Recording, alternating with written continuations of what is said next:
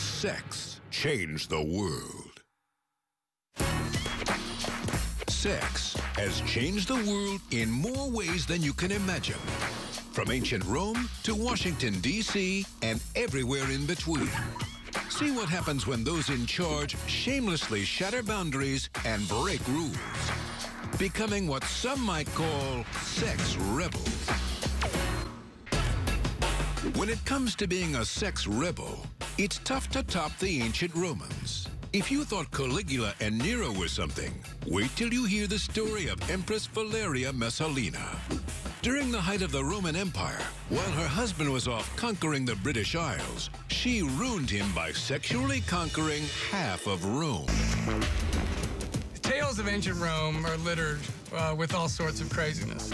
Valeria Messalina is a prime example of the kind of debauchery that we'll see come in these peaks and valleys of the Roman Empire. Valeria is straddled atop the seat of power. She's the empress, wife to Emperor Claudius. 50 AD, Rome, it's basically a huge orgy, especially in the upper echelons of society. One place in Rome where no one is getting their freak on is the royal bedroom. So as Claudius is away on business, we've got Valeria left to her own devices. And Valeria's own devices often involve going around town having sex with as many people as possible. What kind of wife are you?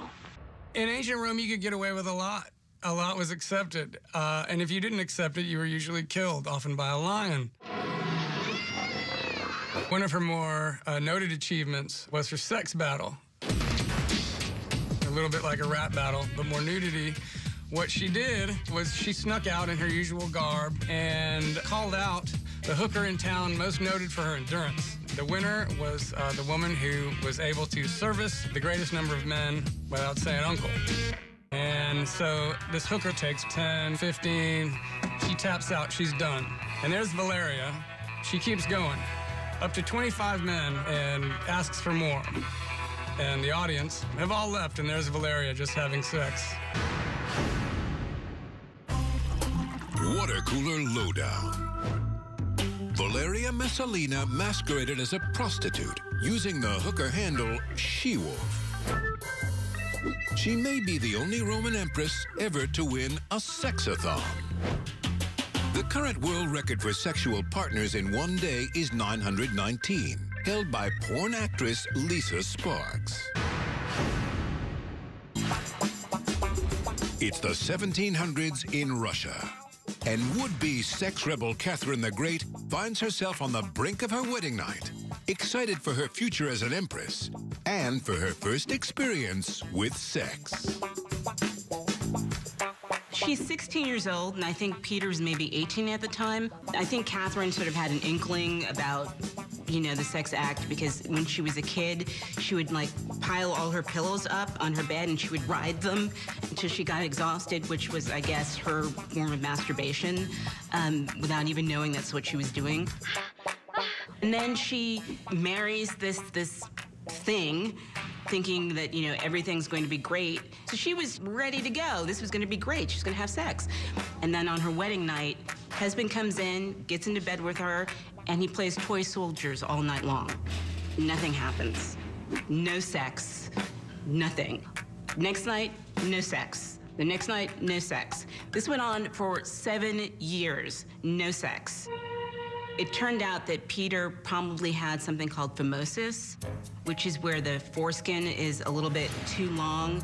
So when he got an erection, it didn't sort of retract, and it was really painful, which could have been cured if he just had, you know, circumcision, but he wouldn't do it.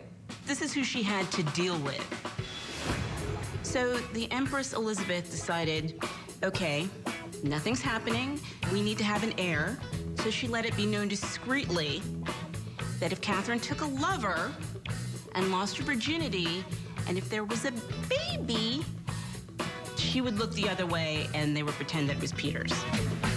So they found a lover for her who was, you know, the court rake, and they had sex. It was great. She got pregnant, so what they did then was they got Peter drunk, performed the circumcision, and then Catherine had to seduce him so that she could pretend that the baby was his.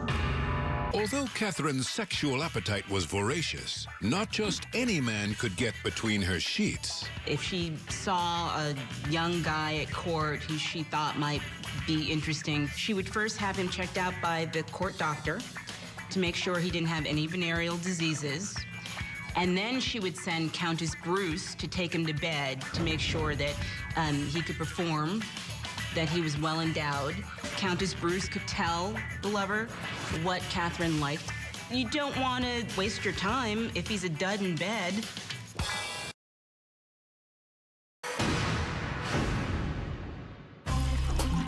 Water cooler lowdown.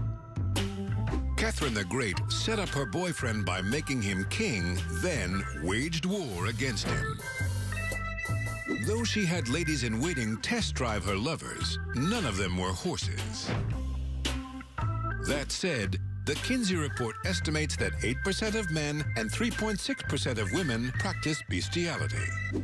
Catherine the Great proves that when sex rebels use their lovers as political pawns, history will never be the same.